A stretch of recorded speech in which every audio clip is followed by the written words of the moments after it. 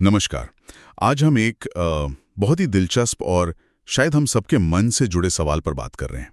सवाल ये कि क्या ईश्वर सचमुच हमारी पुकार सुनते हैं? और अगर हाँ, तो कैसे सुनते हैं? हम सब कभी ना कभी प्रार्थना करते हैं, अपनी मुश्किलें, अपनी इच्छाएं रखते हैं, पर क्या वो आवाज़ वाकई पहुंचती है? इसी पर ना श्री रामकृष्ण परमहंस के विचार बहुत गहरे हैं।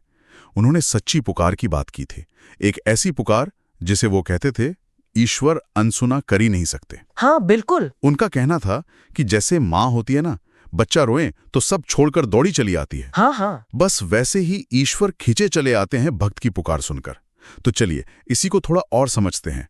ये सच्ची पुकार आखिर है क्या चीज? बिल्कुल।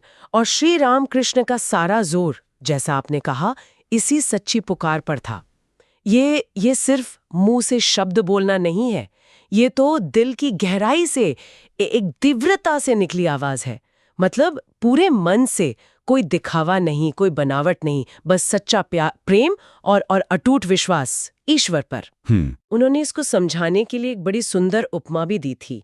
जैसे मान लीजिए कोई शीशा है, अगर वो गंदा है या टेढ़ा मेढ़ा है तो सूरज की रोशनी उस पर पड़ेगी तो सही से चमकेगी नहीं, है ना? हाँ, ठीक से रिफ्लेक्ट नहीं होगी। बिल्कुल। लेकिन अगर वही शीशा एकदम साफ हो, सीधा हो, तो सूरज उसमें एकदम चमक उठेगा। तो वैसे ही भक्त का मन है, जब वो निर्मल होता है और पुकार सच्ची होती है, दिल से होती है, तो ईश्वर की कृपा वो अपने आप खिंची चली आती है। ये सुनने में तो बहुत अच्छा लगता है, बहुत सुंदर है, पर मन में सवाल आता है फौरन, क्या ये वाकई होता है? मतलब आजकल की जिंदगी देखिए, इतनी भाग दौड़, हजार चिंताएं मन में, ऐसी हालत में वो सच्ची पुकार कैसे निकले, कैसे संभव है? बहुत लोग हैं जो रोज प्रार्थना करते हैं, पर उन्हें लगता है शायद सुनी नहीं जा रही। इस पर कुछ कहा उन्होंने? हाँ, ये बहुत ही स्वाभाविक सवाल है, सबके मन में आता है। और श्री रामकृष्ण सिर्फ थ्योरी नहीं बताते थे, वो हमेशा जीवन के अनुभवों से जोड़ते थे बात को।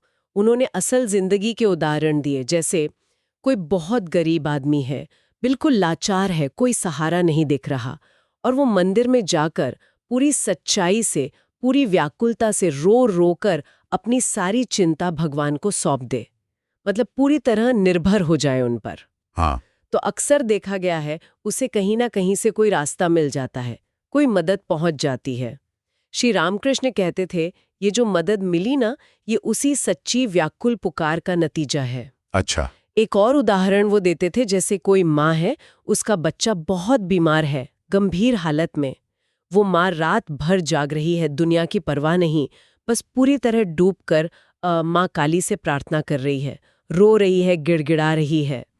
उसकी उस पुकार में आप देखिए, कोई बनावट नहीं है, सिर्फ बच्चे के लिए तकलीफ और माँ पर अटूट विश्वास। और फिर वो कहते थे, चमत्कार होता है, बच्चा ठीक होने लगता है।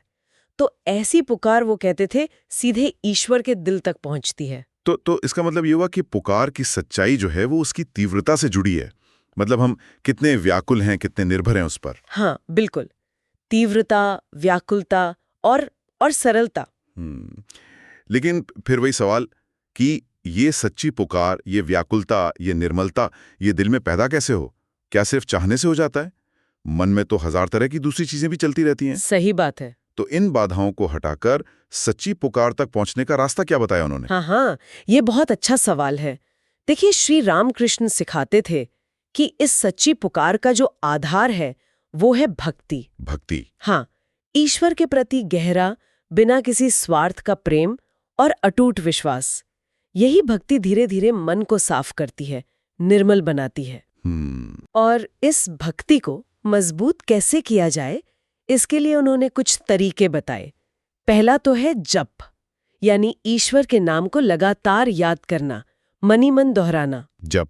दूसरा, नियमित प्रार्थना, रोज ईश्वर से बात करना, अपने मन की कहना, जैसे किसी अपने से कहते हैं। लेकिन एक चीज जिस पर उन्होंने सबसे ज्यादा, मतलब बहुत ज्यादा जोर दिया, वो था सत्संग। सत्संग मतलब अच्छे लोगों की संगति। हाँ बिल्कुल, ईश्वर प्रेमी लोग, सदाचारी लोग, सच्चे भक्त, उनकी संगति में रहना, उनका मानना था जैसे लोहा होता है ना, पारस पत्थर के छूने से सोना बन जाता है, हाँ, सुना है। बस वैसे ही अच्छे भक्तों की संगति का असर हमारे मन पर पड़ता है, गहरा असर। सत्संग का जो माहौल होता है वो पवित्र होता है, भक्ति से भरा होता है। वो हमारे विचारों को शुद्ध करता है, हमारे विश्वास को पक्का करता है और हमारी पुकार में वो सच्चाई, वो ताकत भरता है जो ईश्वर तक पहुंच सके। ये सत्संग वाली बात तो वाकई बहुत जरूरी लगती है, खासकर आज के माहौल में जहां शायद अच्छी संगति मिलना भी मुश्किल होता जा रहा है। हाँ, पर एक और बात, हम जैसे आम लोग हैं, गृहस्थ हैं, परिवार है, काम की जिम्मेदारियां हैं, हमारे लिए क्या सलाह थी उनकी? क्या हमारे लिए भी ये सब संभव है? ये सच्ची पुकार, ये भक्ति? बिल्कुल संभव है। श्री रामकृष्ण गृहस्थ जीवन की जो चुनौतियां हैं उनको बहुत अच्छी तरह समझते थे। उन्होंने कभी ये नहीं कहा कि सब छोड़ छाड़ दो, जंगल चले जाओ, नहीं। बल्कि गृहस्थों के लिए तो उन्होंने बहुत प्रैक्टिकल, बहुत व्यवहारिक सलाह दी। अच्छा। उन्होंने कहा, देखो, दिन में 2 बार, सुबह और शाम, थोड़ा समय निकालो, ज्यादा नहीं, 10-15 मिनट ही सही। अच्छा। एकांत में बैठो, घर के किसी कोने में या पूजा घर में, जहां शांति हो, और सच्चे मन से ईश्वर को पुकारो। प्रार्थना करो, अपने मन की कहो, बस सिंसियरिटी होनी चाहिए। नियमितता और सच्चाई। हाँ, और साथ में ये कोशिश करो कि जब भी मौका मिले, हफ्ते में 1 बार, महीने में 1 बार, सत्संग में जरूर जाओ। इससे क्या होता है, मन की बैटरी चार्ज होती रहती है, भक्ति का भाव बना रहता है। सही बात है। और रोजमर्रा की जिंदगी में भी ईश्वर को याद रखने की हिम्मत और प्रेरणा मिलती है।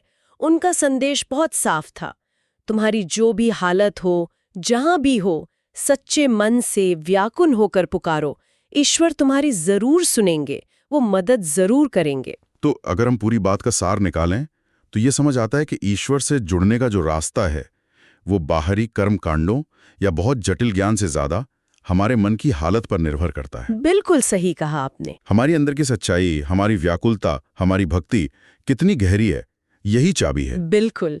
श्री रामकृष्ण की शिक्षाओं का केंद्र बिंदु ही यही है, मन का भाव। पुकार कितनी सच्ची है, कितनी व्याकुल है, कितनी सरल है, बस यही मायने रखता है। बाहर की क्रियाएं वो मदद कर सकती हैं, पर अगर मन में सच्चाई और वो तड़प नहीं है ना, तो वो सब खोखला रह जाता है। ईश्वर तो दिल का भाव देखते हैं।